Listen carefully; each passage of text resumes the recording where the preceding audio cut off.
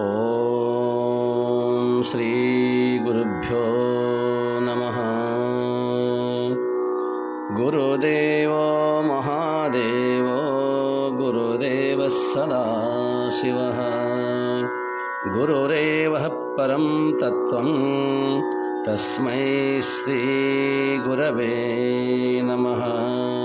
ತಸ್ಮೈ ಶ್ರೀ ಗುರವೇ ನಮಃ.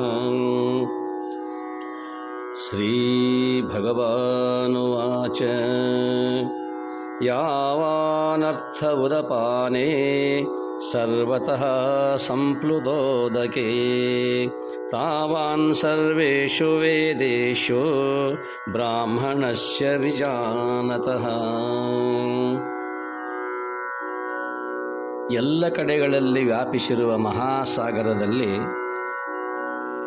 ಎಷ್ಟು ಪ್ರಯೋಜನವೋ ಆತ್ಮಜ್ಞಾನಿಯಾದ ಬ್ರಾಹ್ಮಣನಿಗೆ ಅಷ್ಟೇ ಪ್ರಯೋಜನವಿದೆ. ಚಿಕ್ಕ ಜಲಾಶಯಗಳಲ್ಲಿ ಎಷ್ಟು ಪ್ರಯೋಜನವೋ ಸರ್ವ ವೇದಗಳಲ್ಲೂ ಕರ್ಮಠರಿಗೆ ಅಷ್ಟೇ ಪ್ರಯೋಜನ. ಸರ್ವರಿಗೂ ಪ್ರಣಾಮಗಳು. ಪುಣ್ಯಾತ್ಮರೇ,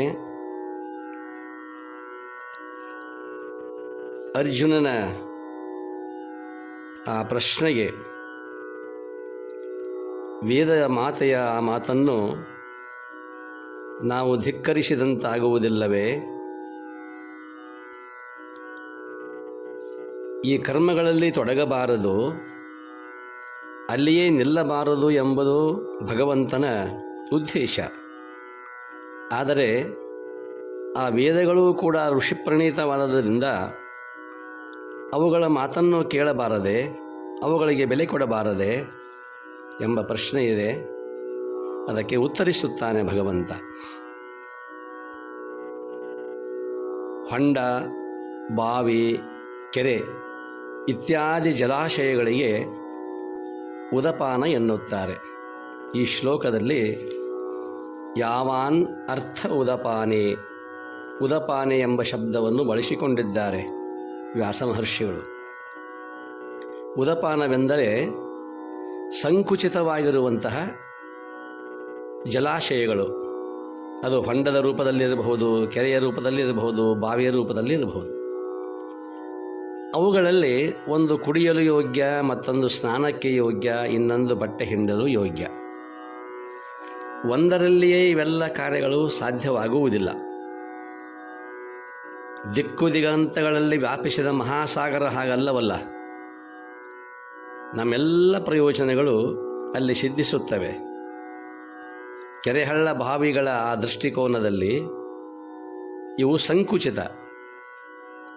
ಆದರೆ ಮಹಾಸಾಗರ ಅದು ಎಲ್ಲ ಕಡೆಗೂ ವ್ಯಾಪಿಸಿರುವಂಥದ್ದು. ಅಲ್ಲಿರುವ ವ್ಯಕ್ತಿಗೆ ಉದಪಾನಗಳ ಅಗತ್ಯವೇನಿದೆ ಸಾಗರದಲ್ಲಿರುವಾಗ? ಮೇಲಾಗಿ ಈ ಉದಪಾನಗಳು ಅಂದರೆ ಈ ಚಿಕ್ಕ ಚಿಕ್ಕ ಜಲಾಶಯಗಳು ಅಸ್ಥಿರವಾಗಿರುವಂಥವುಗಳು. ಬೇಸಿಗೆಯೋ ಅಥವಾ ಕ್ಷಾಮವೋ ಭೀಕರ ಕಾಲ ಒದಗಿ ಬಂದಾಗ ಅವೆಲ್ಲವುಗಳು ಕೂಡ ಒಣಗಿ ಹೋಗುತ್ತವೆ. ಆದರೆ ಸಾಗರ ಮಾತ್ರ ಸ್ಥಿರವಾಗಿರುವಂಥದ್ದು. ಅದು ಉದಪಾನವಲ್ಲ, ಅದು ಸದಾ ಇರುವಂಥದ್ದು. ಎಂದಿಗೂ ಒಣಗಲಾರದ, ಬತ್ತಲಾರದ ನಿತಾಂತ ಜಲನಿಧಿ ಅದು. ಅದೇ ರೀತಿ ವೇದಾಗಮ ಉಕ್ತ ವಿಭಿನ್ನ ಕರ್ಮಗಳು ಉದಪಾನವಿದ್ದಂತೆ, ಚಿಕ್ಕ ಚಿಕ್ಕ ಕೆರೆಕಾಲುವೆಗಳಿದ್ದಂತೆ. ಒಂದು ಕರ್ಮದಿಂದ ಪುತ್ರ ಪ್ರಾಪ್ತಿ, ಒಂದು ಕರ್ಮದಿಂದ ದ್ರವ್ಯಸಿದ್ಧಿ, ಮತ್ತೊಂದರಿಂದ ಕೀರ್ತಿ, ಇನ್ನೊಂದರಿಂದ ಸ್ವರ್ಗ ಸುಖ. ಹೀಗೆ ಎಷ್ಟು ಬಗೆಯ ಫಲಗಳು, ಅಷ್ಟು ಪ್ರಕಾರದ ಕರ್ಮಗಳು. ಈ ಕರ್ಮಾಚರಣೆ ಅಷ್ಟು ಸುಲಭವೂ ಅಲ್ಲ, ನಿರಾಯಾಸವೂ ಅಲ್ಲ. ಮದುವೆ, ಮುಂಜಿವೆ, ಹವ್ಯ, ಕವ್ಯ, ಯಜ್ಞ, ಯಾಗ ಆಚರಿಸುವಾಗ ನಾವು ಪಡುವ ಸಾಹಸ ಅಸದಳ.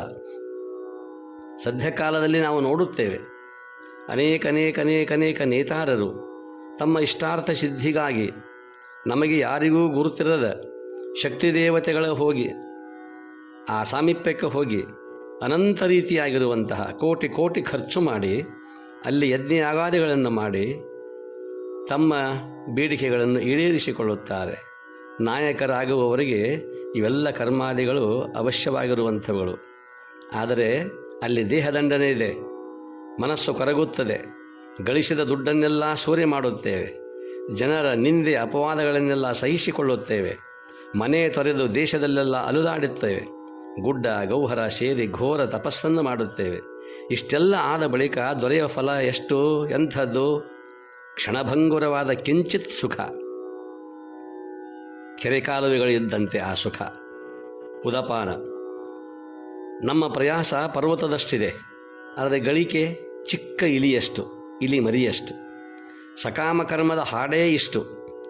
ತಾಯಿ ಇಲ್ಲದ ಮಗು ಹಾಲಿಗಾಗಿ ತನ್ನ ಹೆಬ್ಬೆರಳನ್ನು ಚೀಪುವಂತೆ ಆ ಹೆಬ್ಬೆರಳು ಆ ಮಗು ಚೀಪುವುದು. ಅದರಲ್ಲಿ ಏನಿದೆ? ಹಾಲೂ ಇಲ್ಲ, ಹೊಟ್ಟೆಯೂ ತುಂಬುವುದಿಲ್ಲ. ಸಮಾಧಾನಕ್ಕೋಸ್ಕರವಾಗಿ ಅದು ಬೆರಳನ್ನು ಚೀಪುತ್ತದೆ. ಹಾಗೆಯೇ ಅವ್ಯವಸಾಯಿ ಸಕಾಮಿಗಳು ಸುಖವನ್ನು ಬಯಸಿ ಸಂಸಾರ ಮಾಡುವುದು ಅಷ್ಟೇ. ದುಃಖ ತೀರಲಿಲ್ಲ, ಆನಂದ ನಿರ್ಝರಣೆ ಚೆಮ್ಮಲಿಲ್ಲ.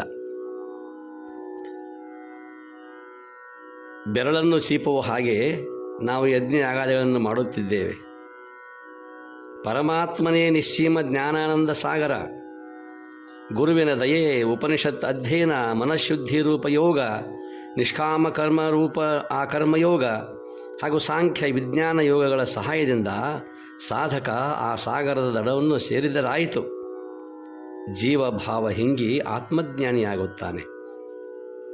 ಆಗ ಅವನ ಅಂತರಂಗದಲ್ಲಿ ದಿವ್ಯ ಆನಂದದ ಚಿಲುಮೆ ಚುಮ್ಮುವುದು, ಧರ್ಮದ ಮಳೆ ಸುರಿಯುವುದು. ಮುದ್ದುರಾಮ ಹೇಳುತ್ತಾನೆ, ಮಳೆ ತಂದ ಹೊಸ ನೀರು ಹರಿವ ನದಿಯಲ್ಲಿ ಸೇರಿ, ಮಳೆ ತಂದ ಹೊಸ ನೀರು ಹರಿವ ನದಿಯಲ್ಲಿ ಸೇರಿ ಹೊನಲಾಗಿ ಮೊದಲಂತೆ ಕಡಲ ಸೇರುವುದೋ. ನೀ ಬೇರೆ ನಾ ಬೇರೆ ಎಂಬುದೆನಿತಿಲ್ಲ ಅಲ್ಲಿ, ನೀ ಬೇರೆ ನಾ ಬೇರೆ ಎಂಬುದೆನಿತಿಲ್ಲ ಅಲ್ಲಿ, ಬೆರೆತರದು ನಿಜಲಹರಿ ಮುದ್ದು ರಾಮ, ಬೆರೆತರದು ನಿಜಲಹರಿ ಮುದ್ದು ರಾಮ. ಇಲ್ಲಿಂದ ಅಲ್ಲಿಂದ ಎಲ್ಲಿಂದಲೋ ಬಂದು 100 ನದಿ ಸಾಗರದಿ ಲೀನವಾಗುವುದೋ. ಯಾವ ತೊರೆ ನೀರೆಂದು ಯಾರು ಅದ ಗುರುತಿಪರೋ, ಯಾವ ತೊರೆ ನೀರೆಂದು ಯಾರು ಅದನ್ನು ಗುರುತಿಪರೋ. ಇದೆಲ್ಲ ಒಂದರಲಿ ಮುದ್ದು ರಾಮ, ಇದೆಲ್ಲ ಒಂದರಲಿ ಮುದ್ದು ರಾಮ.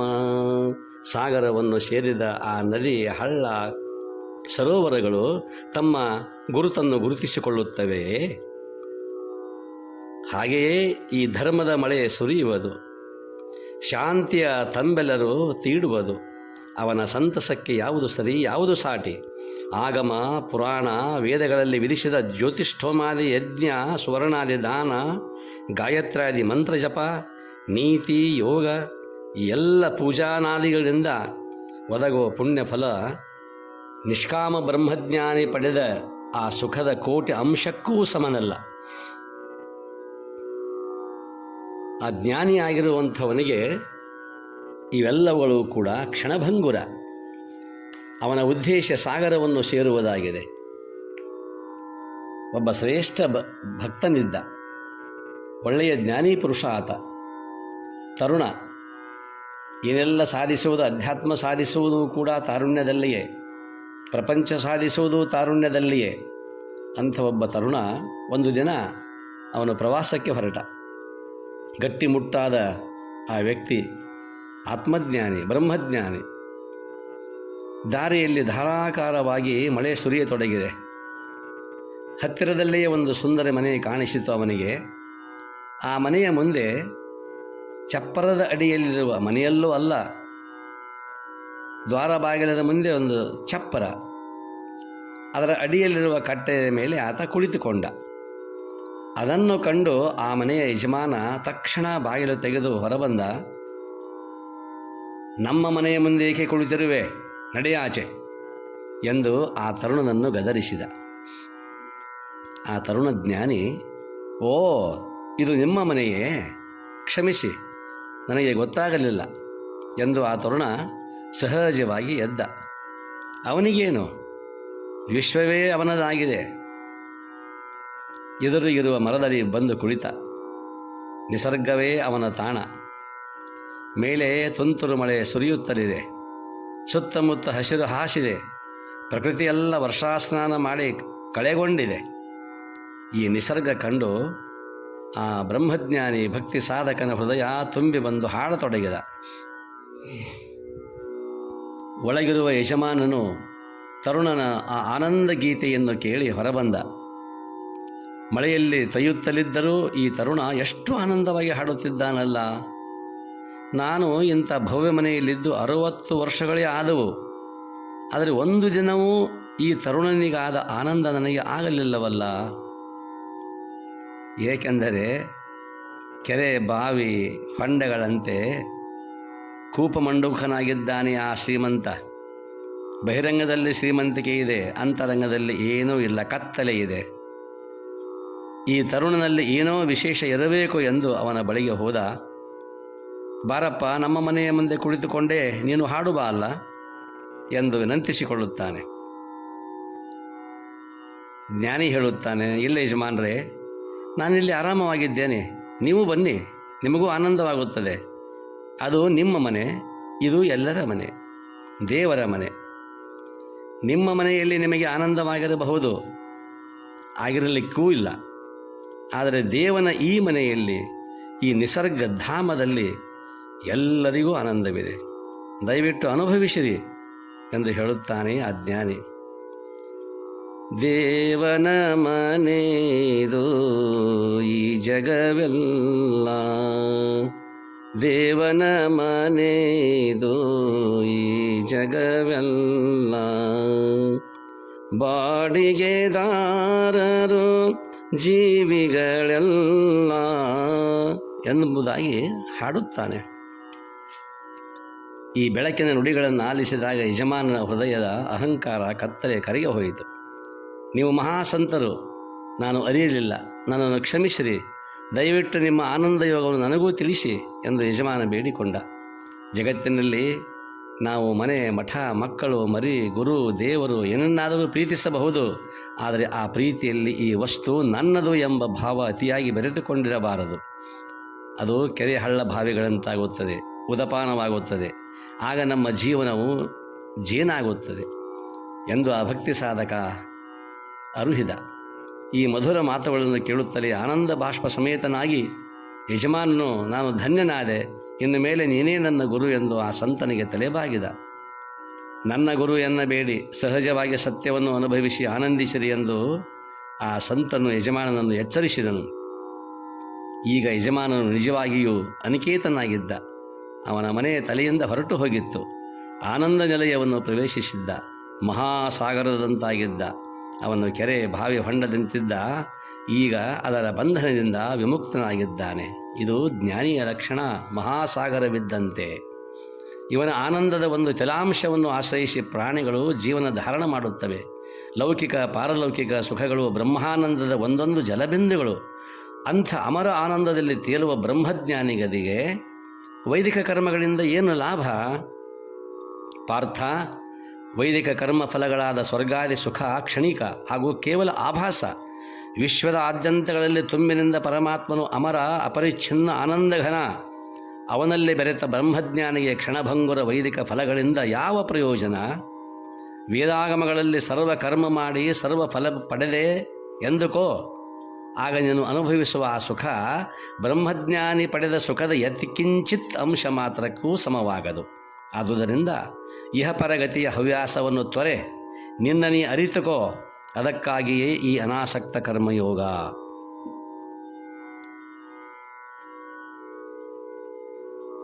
ಅರ್ಜುನ ಕೇಳುತ್ತಾನೆ, ಕೇಶವ, ನಿನ್ನ ಮಾತಿನ ಪ್ರಕಾರ ಹೋಗುವುದಾದರೆ ಸಮಸ್ತ ಕರ್ಮಫಲಗಳು ಪರಮೇಶ್ವರ ಆರಾಧನೆ ಒಂದರಿಂದಲೇ ದೊರೆಯುತ್ತವೆ. ಹಾಗಾದಲ್ಲಿ ಈ ಘೋರ ಕರ್ಮಗಳಲ್ಲಿ ನಾನೇಕೆ ತೊಡಗಬೇಕು? ಕರ್ಮ ಸನ್ಯಾಸವನ್ನು ಹೊಂದಿ ಕರ್ಮಗಳ ಗೊಡವೆಗೆ ಹೋಗದೆ ದೇವಚಿಂತನದಲ್ಲಿ ತಲ್ಲೀನವಾಗುವುದು ಒಳ್ಳೆಯದಲ್ಲವೇ? ಯಾಕೆ ಬೇಕು ಈ ಕರ್ಮದ ಗೊಡವೆ? ಈಗ ಅವನಿಗೆ ಅರ್ಥವಾಗುತ್ತಿದೆ.